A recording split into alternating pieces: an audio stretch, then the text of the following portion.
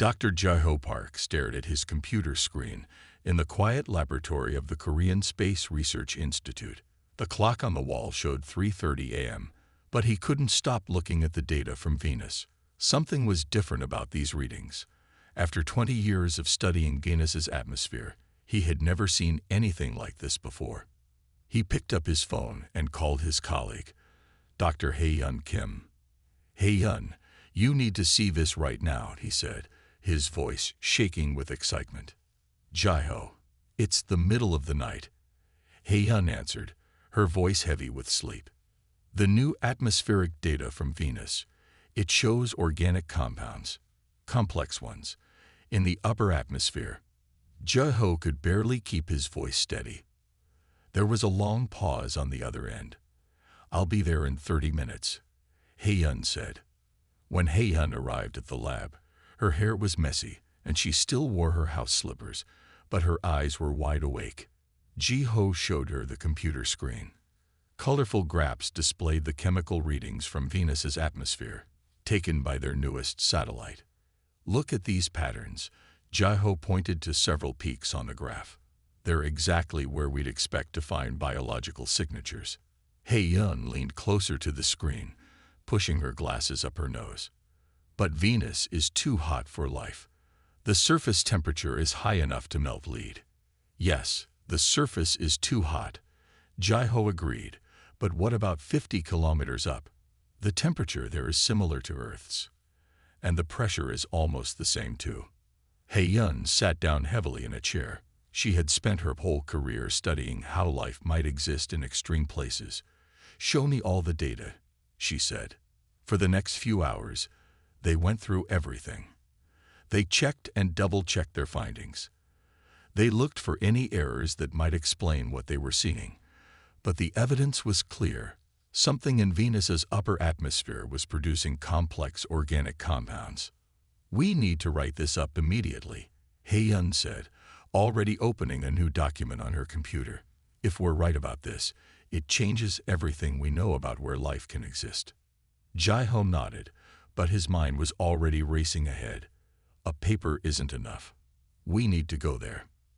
Hae-yun looked up from her computer. "Go to Venus? That's impossible. The conditions are too extreme." "Not anymore," Jae-ho said, pulling up another file on his computer. "Look at this.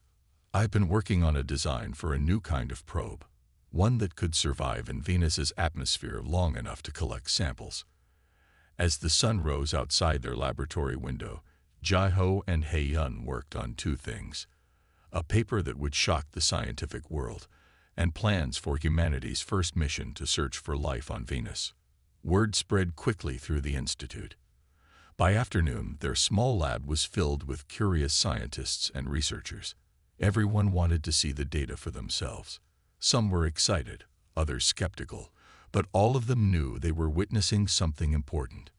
That evening, as Jae-ho finally prepared to go home, he took one last look at the Venus data on his screen.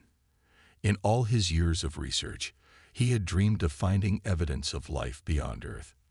Now that dream seemed closer than ever. As he walked to his car under the starry sky, he looked up at where Venus would be, though it wasn't visible at that hour. Somewhere up there, in the clouds of Earth's sister planet, something was living, growing, and waiting to be discovered. And Jae-ho Park was going to find it. 3 months after Dr. Park and Dr. Kim's discovery, the International Space Coalition held a meeting in Seoul. Representatives from 12 countries sat around a large table, discussing what would become humanity's most ambitious space mission yet. Commander Taiwan Lee stood at the front of the room, pointing to images of Venus on the large screen behind him. At 52 years old, he had led more space missions than any other Korean astronaut. But this would be different from anything he had done before. "The biosphere probe is ready," Taiwan explained. "It can withstand Venus's harsh atmosphere and collect the samples we need. Now we need the right team to operate it." In the back of the room, pilot Dong-hyuk Kang listened carefully. He had flown everything from fighter jets to space shuttles, but the thought of navigating through Venus's violent storms made his hands sweat. Still, when they asked for volunteers, His hand was the first to go up. Dr. Sun Mi-cho, the atmospheric specialist, was next to volunteer. She had spent the last decade studying Earth's most extreme environments. Venus's atmosphere is like nothing we have on Earth, she told the committee. We need to understand it if we want to find life there. The selection process took weeks. Every candidate went through rigorous tests, physical, mental, and technical. They needed people who could handle both the challenges of space and the precision needed for scientific research. One evening, as Tae-won reviewed the final list of crew members in his office, someone knocked on his door. It was Dr. Park. Commander Lee, Jae-ho said, I want to join the mission. Tae-won looked up from his papers. You're not trained for spaceflight, Dr. Park. No one knows these atmospheric readings better than I do, Jae-ho replied. And no one else will know what to look for when we get there. Tae-won thought about it. Having the scientist who made the original discovery on board could be valuable. But it would also mean months of intense training to prepare someone who had never been to space before. In the end, they decided to take both Dr. Park and Dr. Kim. The training would be difficult, but their expertise would be essential for the mission's success. The next 2 months were the hardest of Jae-ho's life. Every day started before sunrise with physical training. Then came endless hours in simulators, learning everything from basic spacecraft operations to emergency procedures. Hae-yeon trained alongside him, both of them pushing through exhaustion to prepare for their journey. Dong-hyuk helped them whenever he could, staying late after his own training to guide them through simulator exercises. Sun-mi taught them about Venus's atmospheric layers and what they might encounter there. Slowly, they became more than just a crew. They became a team. The day before launch, they all gathered in the observation room at the Space Center. Through the window, they could see their spacecraft, the Stellar Explorer, being prepared for tomorrow's launch. Everything we know about life in the universe could change tomorrow, Hae-yeon said quietly. Tae-won looked at each member of his crew, a veteran pilot, an atmospheric scientist, and 2 brilliant researchers who had trained harder than anyone thought possible. They were ready. Get some sleep, he told them. Tomorrow, we make history. That night, as the rest of the crew went to their quarters, Jae-ho stayed behind in the observation room. He watched the technicians making final preparations on the spacecraft that would carry them to Venus. Somewhere in those cloudy skies was the evidence they needed.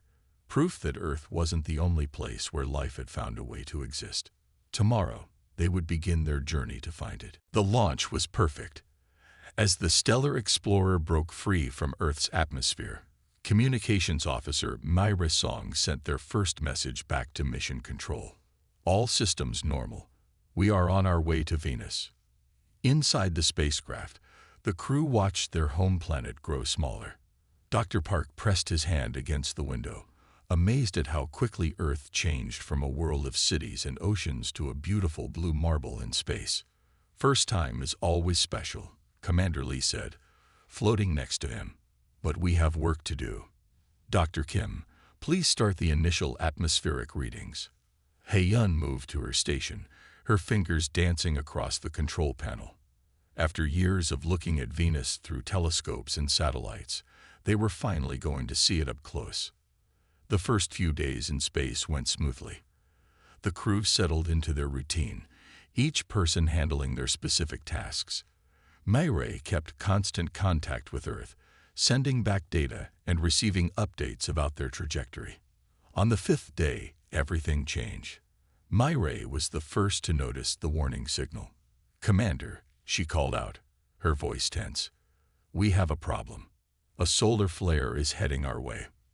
Dong-hyuk rushed to the pilot station. Solar flares were dangerous in space. They could damage their equipment and hurt the crew with radiation. The Stellar Explorer had shields, but they needed to position the ship correctly. How long do we have? Commander Lee asked, looking at the data. 20 minutes, Myra answered. It's a big one. Commander Lee made a quick decision. Dong-hyuk, take manual control. We need to turn the ship to use our strongest shields against the flare. The next 20 minutes were the longest of their lives. Dong Hyuk's hands were steady on the controls as he slowly turned their spacecraft. They couldn't turn too quickly. The sensitive equipment they needed for Venus might break. But they couldn't be too slow either. Dr. Park and Dr. Kim worked fast to secure their research equipment. If they lost their sensitive instruments now, they might not be able to study Venus's atmosphere when they arrived. 5 minutes to impact, Mayray announced. Her voice was calm, but her knuckles were white as she gripped her station. Almost there, Dong Hyuk said quietly, making tiny adjustments to their position. Just a little more. When the solar flare hit, the whole ship shook. The lights flickered, and for a moment, everything went quiet. Then, one by one, the systems came back online. Status report, Commander Lee ordered. Mayray checked her communications equipment. Communications working. Mission control confirms we're still on course. Science equipment is safe, Hae-yun reported, relief clear in her voice. We didn't lose anything important. Commander Lee looked at Dong Hyuk. Excellent work, he said simply. Later that night, when most of the crew was sleeping, Jiho found Dong Hyuk in the observation room, looking out at the stars. Thank you, Jiho said. You saved not just us, but all our research too. Dong Hyuk smiled slightly. It's my job. But this mission, it's different. We're not just exploring space anymore. We might be about to prove that humans aren't alone in the universe. They both looked out the window. Venus was still too far to see clearly, but they knew it was out there, waiting for them. The solar flare had been dangerous, but they had survived. Now they were stronger as a team, more prepared for whatever challenges Venus might have in store for them. As Jiho headed back to his sleeping station, he thought about what they might find when they reached Venus. The journey was dangerous, but every step brought them closer to answering one of humanity's biggest questions. Are we alone in the universe? After 3 months of space travel, Venus filled the stellar explorers' viewing windows. The planet's thick clouds swirled in patterns of white and yellow, hiding its secrets beneath layers of atmosphere. Engineer Yum-ho Choi ran another system check on their specialized atmospheric probes. These delicate instruments would be their only way to study Venus's hostile environment. All probe systems are ready, Commander, he reported to Taiwan Lee. Good. Commander Lee nodded. Dr. Park, Dr. Kim, please begin your final review of the sampling protocol. Jiho and Hae-yun floated in the research module, going through their carefully planned procedures. They had practiced this thousands of times on Earth. But here, 50 million kilometers from home, they would only get one chance to do it right. Entering Venus's outer orbit, Dong Hyuk announced from the pilot station. His hands moved steadily across the controls, guiding their spacecraft into position, preparing for probe deployment. Mayray sent their status back to Earth. Mission control confirms our position. We are go for atmospheric sampling. The first probe launched smoothly from the Stellar Explorer. Everyone watched the screens as it descended into Venus's atmosphere.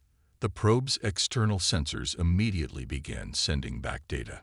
Temperature readings are higher than expected, Young-ho said, frowning at his displays.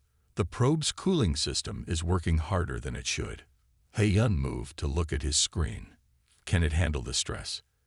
Yes, but we'll need to monitor it carefully. Young-ho adjusted some settings, trying to protect their expensive equipment. The probe descended further into Venus's atmosphere, reaching the zone where they hoped to find signs of life. The crew waited anxiously as the first samples were collected. Initial data coming in, Jiho announced. His eyes widened as he looked at the readings. These numbers, they're even stronger than what we saw from Earth. The organic compounds are definitely there. Hae-yun quickly began analyzing the data. The molecular structures are complex, more complex than we expected. This could be exactly what we're looking for. But their excitement was interrupted by a warning alarm. Young-ho's fingers flew across his control panel. The probe's external temperature is still climbing. The acid in the atmosphere is more concentrated than our models predicted. Can we get more samples before we lose it? Commander Lee asked. Young Ho shook his head. We need to pull it back now, or we'll lose everything we've already collected. Commander Lee made a quick decision. Bring it back. We'll adjust our approach for the next probe. As they retrieved the first probe, the crew gathered to examine their initial findings. Despite the shortened collection time, they had gathered valuable data. Look at this pattern. Jai-Ho pointed to a particular reading. It's similar to how bacteria behave in Earth's upper atmosphere, but the structure is completely different. Could it have evolved independently? Hei-Yun wondered aloud. A completely separate origin of life. The implications were enormous. If life had evolved independently on Venus, it would mean that life in the universe might be more common than anyone had thought. Young Ho was already working on modifications for their remaining probes. I can strengthen the acid shielding, but we'll need to be quick with our sampling. Even with improvements, we can't stay in that layer of atmosphere for long. Commander Lee looked at his crew. They had traveled millions of kilometers to reach this point. Now they were about to discover whether Venus, Earth's sister planet, had developed its own unique form of life. Prepare the second probe, he ordered. This time, we know what we're dealing with. As they worked to ready their next attempt, Venus loomed large in their windows, its swirling clouds now looking less like a barrier and more like a veil waiting to be lifted. Dr. Hei-Yun Kim had not slept in 24 hours. She sat in the Stellar Explorer's laboratory module, surrounded by holographic displays showing the latest data from Venus's atmosphere. Something in these readings kept drawing her attention, but she couldn't quite understand what it was.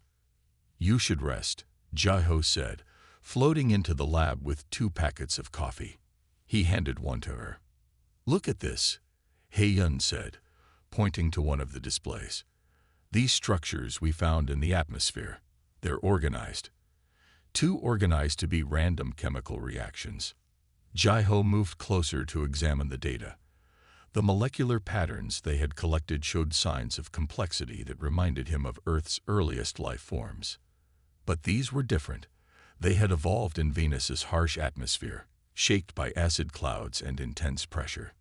We need to confirm this, he said, his voice steady despite his excitement. Can we get more detailed scans? Hei-Yun nodded. The second probe is ready. Young Ho made it stronger against the acid clouds. We can go deeper this time. They brought their findings to Commander Lee. The entire crew gathered in the command module to discuss the next step. The screen showed their latest discoveries. Microscopic structures floating in Venus's atmosphere that seemed to be alive. These organisms, Hei-Yun explained to the crew, they're not like anything we have on Earth. They don't need solid ground. They live their entire lives floating in the clouds. But how do they survive? Mireille asked, looking at the images with wonder. The atmosphere is full of acid. That's what makes them so special, Jai-Ho answered. They evolved to use the acid as part of their life cycle. They don't just survive here. They thrive here. Young Ho checked the probe's new systems. The improved shields will give us 30 minutes in the atmosphere. Maybe longer if we're lucky. Commander Lee studied the data carefully. If they were right, this would be the most important scientific discovery in human history. But if they were wrong, they would have given false hope to everyone back on Earth. Launch the probe, he ordered. Let's prove what we found.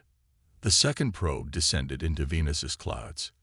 This time, they went deeper into the layer where they had detected the unusual patterns. The crew watched tensely as data streamed back to the ship. Look, Hei-Yun suddenly called out. On the main screen, the probe's microscope showed something moving. Tiny structures were flowing through the atmosphere, clustering together and separating again in distinct patterns. They're responding to the probe's presence, Jai-Ho realized. They can sense it somehow. For the next 20 minutes, they collected more evidence. The organisms in Venus's clouds showed clear signs of collective behavior. They weren't just surviving. They were communicating with each other, organizing themselves in ways that suggested intelligence. When the probe returned safely to the ship, He-yun and Ji-ho began preparing their report for Earth. What they had found would change humanity's understanding of life forever. These creatures had evolved completely independently from Earth life, proving that life could begin and thrive in conditions humans had once thought impossible. "We did it," He-yun said quietly, looking at the final data analysis. "We really did it." Ji-ho looked out the window at Venus's swirling clouds. They now knew those clouds weren't empty. They were filled with life that had found its own unique way to exist in one of the solar system's most hostile environments. The discovery was just the beginning. Now they had to figure out how to study these remarkable creatures and learn what other secrets Venus might be hiding in its acidic skies. The excitement of discovery was suddenly interrupted by a sharp warning alarm. Engineer Yum-ho Choi's face turned pale as he looked at his control panel. "Commander, we have a serious problem. The main collection chamber is failing." Commander Lee moved quickly to Yum-ho's station. The collection chamber was the heart of their research equipment. It held all their samples from Venus's atmosphere and kept them in perfect conditions for study. "What's happening?" Commander Lee asked, his voice firm and calm despite the situation. "The pressure seal is weakening," Young-ho explained. "If it fails completely, we'll lose all our samples. Everything we've discovered will be gone." Dr. Sunma Cho, who had been quietly analyzing atmospheric data, looked up from her work. "The acid in the samples must be stronger than we thought. It's eating through the inner coating of the chamber." The crew gathered around the engineering station. They had come too far to lose everything now. Millions of people on Earth were waiting for their findings about the life forms they had discovered in Venus's clouds. "Can we transfer the samples to a backup chamber?" Ji-ho asked. Young-ho shook his head. "The backup chambers are too small. We'd lose most of the samples in the transfer. And we can't collect more samples," He-yun added. "We've used most of our probe fuel already." Sunmi studied the technical readouts carefully. After a moment, she spoke. "I think I see a solution, but it's risky. We could recalibrate the external sensors to strengthen the chamber's containment field, but someone would have to go outside to do it." The crew fell silent. Going outside to ship near Venus was extremely dangerous. The sun's radiation was twice as strong here as near Earth, and Venus's atmosphere could damage their spacesuits. "How long would it take?" Commander Lee asked. 20 minutes, maybe 30, Sunma answered. "But if we don't do it, the chamber will fail in less than 2 hours." Mayray checked their communication systems. "I can maintain constant contact with whoever goes out there, but the radiation might interfere with our signals sometimes." Commander Lee looked at each member of his crew. The decision to send someone outside would put them in danger, but losing their samples would mean losing proof of one of the most important discoveries in human history. "I'll do it," Young-ho volunteered. "I know the equipment best." "No," Sunmi said firmly. "I should go. I designed the sensor array. I'll know exactly what adjustments to make." Before Commander Lee could respond, another alarm sounded. The collection chamber's pressure was dropping faster than expected. "We need to decide now," He-yun said, watching the chamber's readings get worse. Commander Lee stood straight, looking at Sunmi. "Dr. Cho, are you absolutely certain you can fix this?" Sunmi nodded. "Yes, Commander. But we have to act fast." "Very well," Commander Lee said. "Begin preparing for the spacewalk. Young-ho, you'll monitor the chamber from here. Mi-ray, maintain constant communication. Dr. Park, Dr. Kim, secure any samples you can in the smaller backup containers, just in case." As the crew moved to their tasks, Sunmi went to put on her spacesuit. Through the ship's windows, Venus's clouds swirled beneath them, beautiful but deadly. Somewhere in those clouds were the extraordinary life forms they had discovered. Their proof of alien life was sitting in a failing chamber, and only a dangerous spacewalk could save it. Sunmi checked her suit's seals one last time. She had trained for spacewalks many times on Earth, but this would be different. The fate of their entire mission now rested on her shoulders. The airlock door opened, and Dr. Sun Mecho stepped into space. Venus filled half the sky before her, its clouds glowing yellow and white in the intense sunlight. Behind her, the stellar explorer floated silently, her home for the past 3 months. Communications check. Myre's voice came through her helmet speaker. "I hear you clearly," Sun Mai replied, using her suit's thrusters to move toward the external sensors. The collection chamber that held their precious samples was failing, and she had to fix it quickly. Inside the ship, Young Ho watched the chamber's pressure readings continue to drop. "You have 25 minutes before the chamber fails completely," he reported. Sun Mai reached the sensor array and began her work. The heat was intense, even through her protective suit. Venus's atmosphere reflected the sunlight, making everything painfully bright. She had to squint as she opened the sensor panel. "How are the readings?" Commander Lee asked through the radio. "The acid damage is worse than we thought," Sun Mai answered, examining the delicate equipment. "But I can redirect power to strengthen the containment field." As she worked, something caught her eye. Through her helmet's special filters, she could see patterns forming in Venus's clouds below. The swirling wasn't random. It moved with purpose, like a huge living thing. "Jai-ho, Hey-yun," she called excitedly. "Are you seeing this? The cloud formations, they're organizing themselves." In the research lab, Jai-ho and Hey-yun rushed to their instruments. The life forms they had discovered weren't just floating randomly in the atmosphere. They were creating massive patterns, visible from space. "It's like a coral reef in the sky," Hey-yun said in wonder.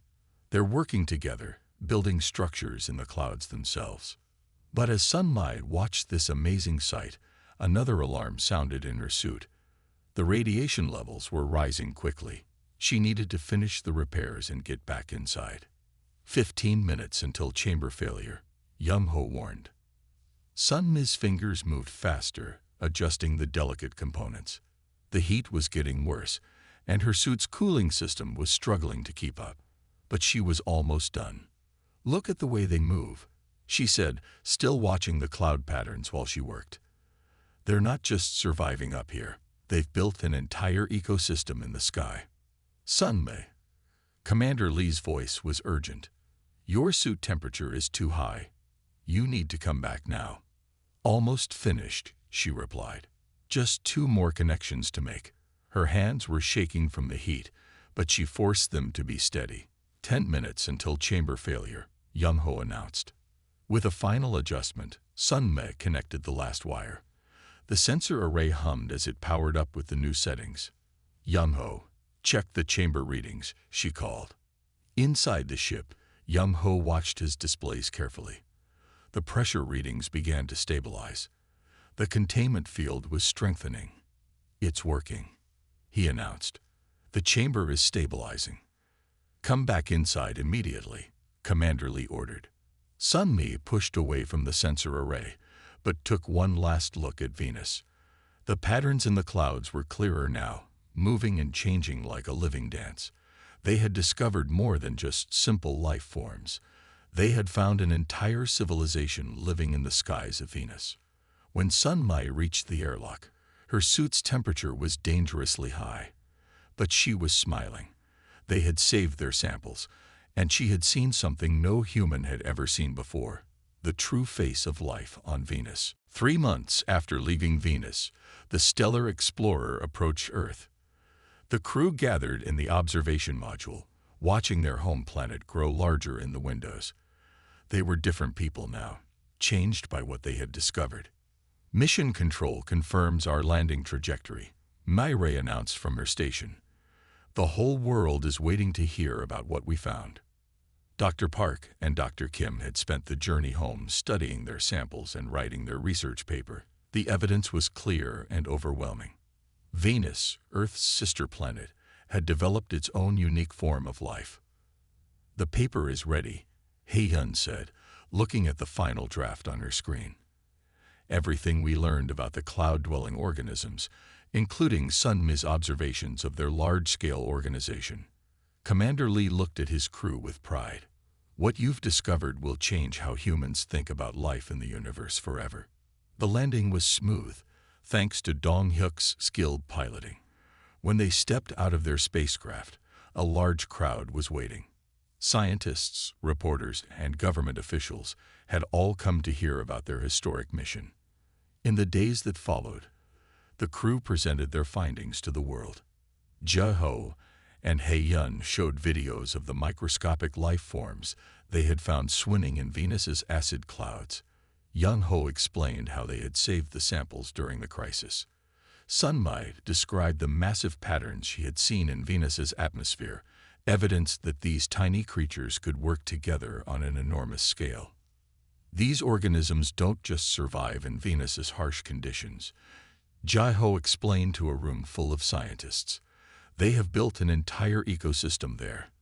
They use the acid clouds as their ocean, the strong winds as their highways. Hae-yun's presentation focused on how different these life forms were from anything on Earth. They proved that life can evolve in ways we never imagined, she said. If life could begin independently on Venus, it means the universe might be full of life in places we thought were too hostile. The scientific community was amazed by their discoveries. Universities around the world began planning new studies of Venus. Space agencies started designing missions to learn more about the cloud-dwelling creatures. One evening, months after their return, the crew met for dinner at a restaurant in Seoul. Through the window, they could see Venus shining in the twilight sky. Everything has changed, Sunmi said, looking at the distant planet. People will never look at the stars the same way again. What do you think we'll find next? Young-ho asked. Now that we know life can exist in such extreme conditions. Commander Lee smiled. That's for the next generation to discover. We showed them where to look. Now they'll explore even further. Mireille raised her glass. To Venus, she said, and to all the other worlds waiting to share their secrets. As they celebrated together, news channels around the world were still discussing their discovery. Everywhere, people were looking up at the stars with new hope and wonder. The universe suddenly seemed less empty, less lonely. The crew of the Stellar Explorer had changed human history. They had proven that Earth wasn't a miracle. It was just one of many places where life had found a way to exist.